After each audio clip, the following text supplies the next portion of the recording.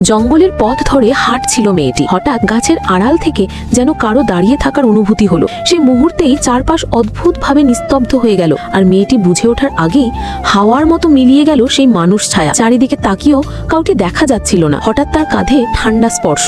ভয়ে পিছু ফিরে তাকাতেই সে দেখলো তার সামনে দাঁড়িয়ে আছে আরেকটি মেয়েটি, ঠিক তারই মতো দেখতে। কিন্তু সেই অদৃশ্য মেয়েটির চোখ দুটি ছিল ভয়ঙ্কর, গভীর আর শূন্য।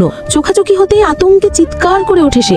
দৌড়ে বাড়ি ফিরে সে সবকিছু খুলে বলল তার জাদুবিদ্যার স্বামীকে। স্বামী এক নজরেই বুঝতে পারলো এটা কোনো সাধারণ ব্যাপার নয়। স্ত্রীর ঘাড়ে স্পষ্ট দেখা যাচ্ছিল অদ্ভুত কালো দাগ, যেন কারোর অদৃশ্য হাত সেখানে রেখেছিল। স্বামী মন্ত্র পড়ে আত্মাটিকে ডাকার চেষ্টা করলো। কিছু চাল নিল, মন্ত্র পড়লো, আর সেই চালগুলো ঘাড়ের দাগের উপর রাখতেই চালগুলো কালো পোকায় পরিণত হলো। পুরো ঘর কেঁপে উঠলো।